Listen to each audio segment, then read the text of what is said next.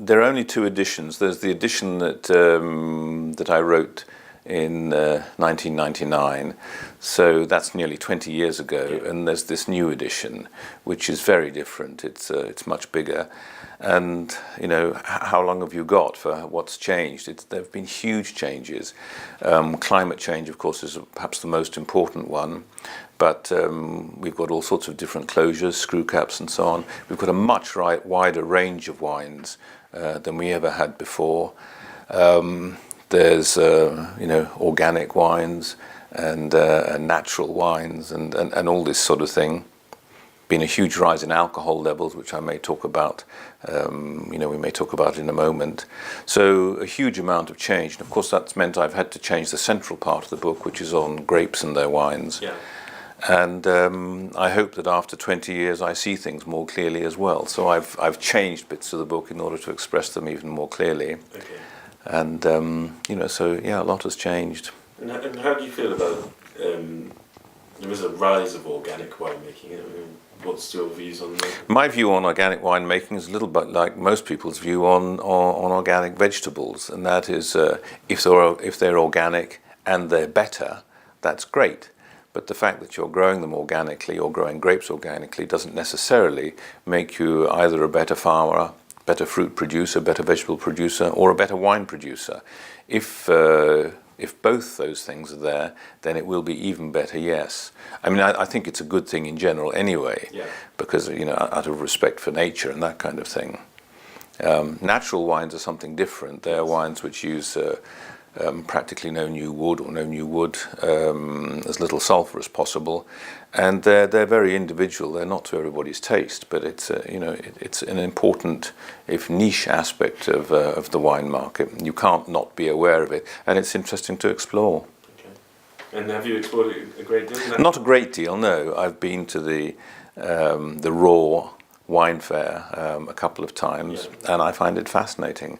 There are lots of wines that I don't like because I think they're thin and rather meager, and if you go there as a sort of natural wine novice, you taste white wines which look orange and are tannic and have been sitting in a large container for several months on their skins, and they're something completely different.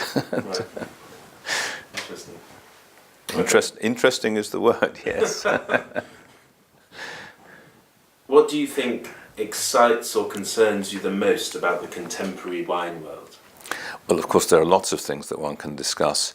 I guess the thing which concerns me most, and this is a matter of personal taste, is the unnecessarily levels of high alcohol. And people think higher alcohol levels must be due to climate change. Well, a little bit of it is due to climate change, more sunshine, more sugar in the grapes and so on.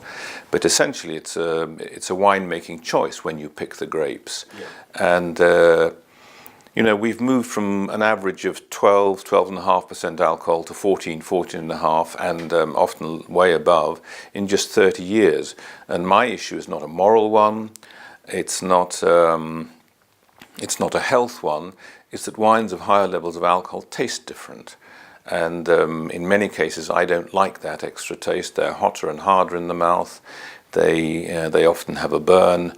And so on and so forth. It doesn't mean that I don't like some high alcohol wines, I do, but I think there are many where it doesn't make them taste better.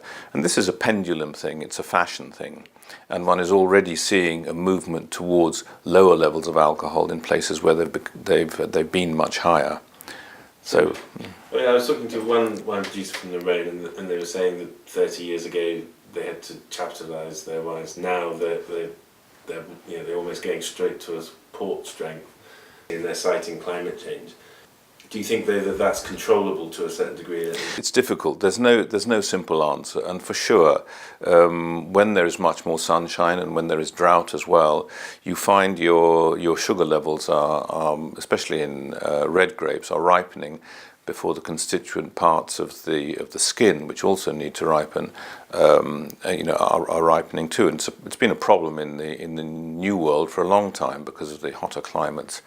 But it's also true that you can regulate picking is a choice. The moment when you pick, and you can certainly pick earlier and make wines that are still very ripe and very attractive, without levels of alcohol that are 14.5, 15, whatever. So it is a balancing act, and people need to get used to it. Climate change in many regions is not as yet so extreme as to force you up to those levels of alcohol. And of course, climate change is a big plus in many areas. The closer you are to the two poles, the more easily you can make wine now in a way that you couldn't before. Sparkling wine in England, for example, southern New Zealand, Tasmania, all sorts of places like that.